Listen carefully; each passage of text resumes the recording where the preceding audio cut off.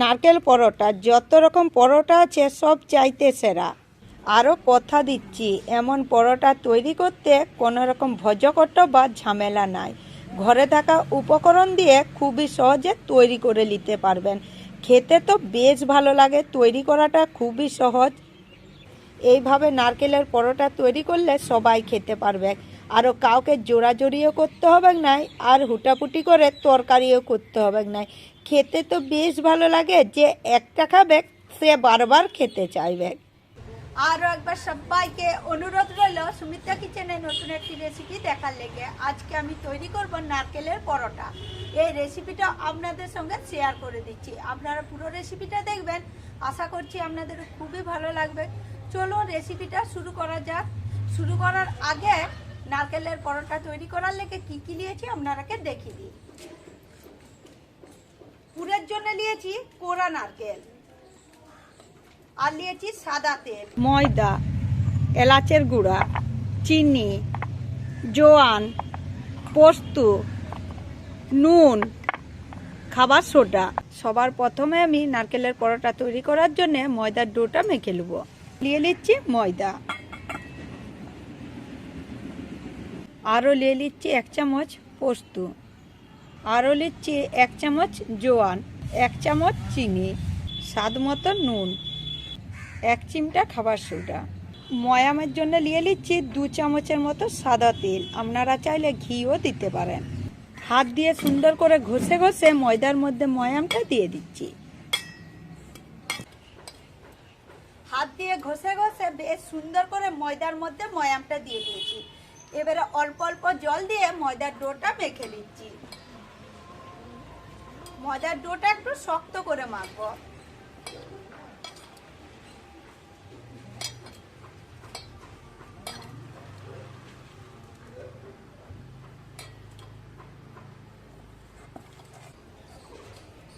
একদম খুবই শক্ত করে ময়দার ডোটা মেখে নিয়েছি। ইয়ার পর ডোয়ের উপরে অল্প সাদা তেল দিয়ে দিচ্ছি। সাদা তেলটা দিয়ে খানিকক্ষণ রাখলে ময়দার ডোটা আরো নরম হয়ে যাবে, সেই লেগে 10-15 মিনিটের মতো রেখে দিচ্ছি। আর এইদিকে যে নারকেলটা আমি করে রেখেছি ওটা একটু এলাচের গুঁড়া দিয়ে মেখে নিচ্ছি। আপনারা চাইলে অল্প চিনি দিতে পারেন, অল্প লঙ্কার গুঁড়াও দিতে পারেন, তাহলে টেস্টটা আরো বেশি ভালো হবে। বন্ধুরা, আমাদের বাঁকুড়া জেলার লোক নারকেল কুড়াটাকে বলে নারকেল কুড়া।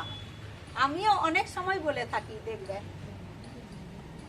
আমাদের জেলার লোকের হচ্ছে মোটা ভাষা। অনেকে বলে। বেশ সুন্দর করে হাত দিয়ে মিশিয়ে নারকেলের পুরটা আমি তৈরি করে দিয়েছি। এটাও একটা ধারে রেখে দিচ্ছি সরিয়ে।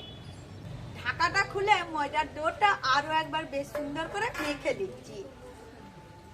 তেলটা দিয়ে রেখেছিলাম বলে ময়দার ডোটা বেশ সুন্দর করে নরম হয়ে গেছে, সেই লেগে আমি শক্ত শক্ত করে মেখেছিলাম।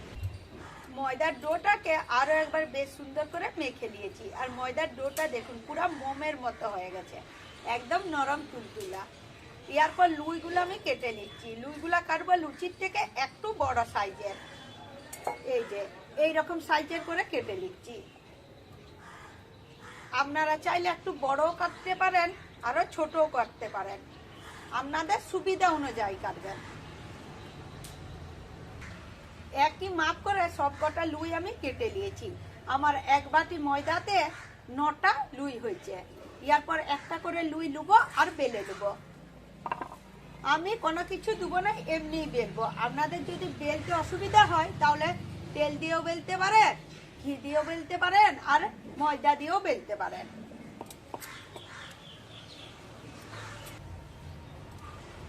একদম পাতলা করে একটা রুটির সাইজে বেলে নিয়েছি, দেখুন একদম পাতলা করে।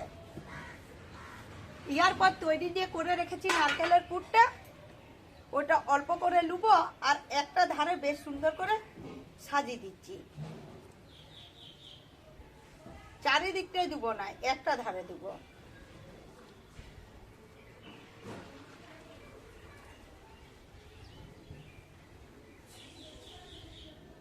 পরিমাণ মতো দেবো, খুব বেশি দেবো না। খুব বেশি দিলে আবার মুখের মধ্যে বজবজ করে লাগবে। ইয়ার পর বাটির মধ্যে একটু জল নিয়েছি, জলটা আমি আঙুলে করে লুবো আর রুটির চারিদিকটাই বেশ সুন্দর করে বুলি নিচ্ছি, তাহলে ভালো করে চিটে যাবে। ইয়ার পর এই ধারটা, যেই ধারটা আমি পুঁত দিই নাই সেই ধারটা ইয়ার উপর আমি বেশ সুন্দর করে চাপি দিয়েছি, দিয়ে বেশ সুন্দর করে দুটো আঙুল দিয়ে মুড়ে দিচ্ছি।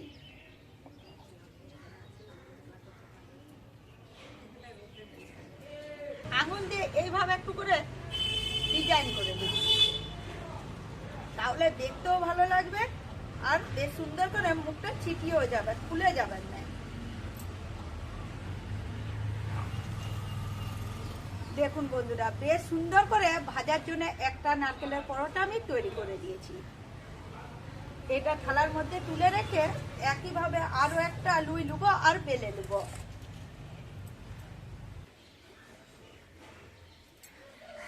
একইভাবে সবকটা নারকেলের পরোটাই আমি তৈরি করে নিয়েছি, আর প্রত্যেকটা পরোটাকে দেখতে বেশ সুন্দর লাগছে। বেলে বেলে একটা থালার মধ্যে রেখেছি, এরপর এগুলো ভেজে নেব। নারকেলের পরোটাগুলো ভাজার লেগে উনানের মধ্যে একটা ননস্টিকের তাওয়া বসিয়ে দিচ্ছি।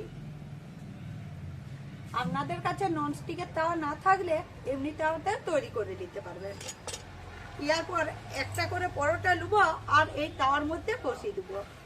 প্রথমে আমি দুইটা দিক হালকা করে সেঁকে নেবো, তারপরে তেল দিয়ে সেঁকবো।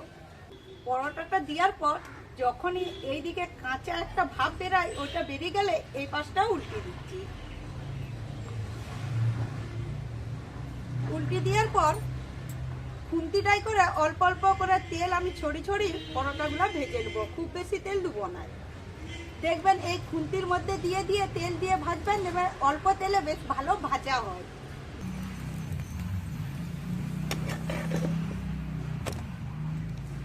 সুন্দর করে পরোটার দুটা পাশই আমি ভেজে দিয়েছি, আর পরোটাগুলো দেখতে যেমন লোভনীয় হয়েছে, খেতেও সেই রকমই সুস্বাদু হবে।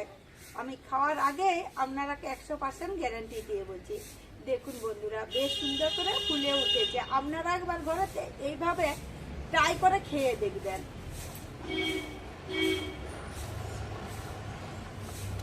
ওই একইভাবে আরো একটা পরোটা নেব আর সেঁকে নেব।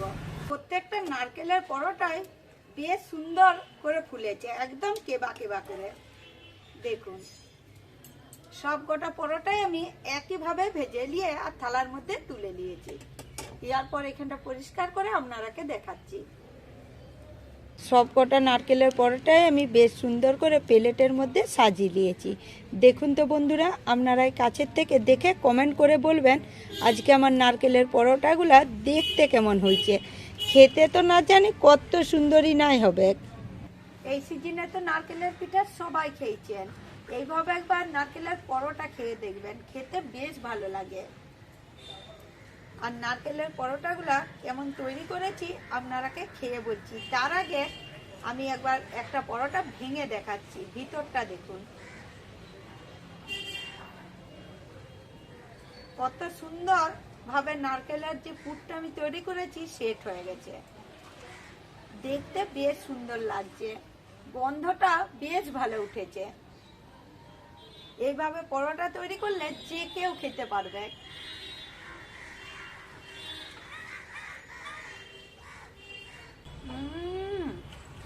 একদম সুন্দর হয়েছে বন্ধুরা, একদম।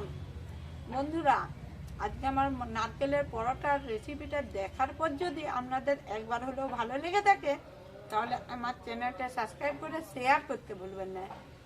এইরকমই নতুন পুরনো দিনের ভিডিও দেখার লেগে নতুন পুরনো বন্ধুরা যে যেখান থেকে দেখে থাকেন তাদেরকে আমার আন্তরিক ভালোবাসা আর অসংখ্য অসংখ্য ধন্যবাদ।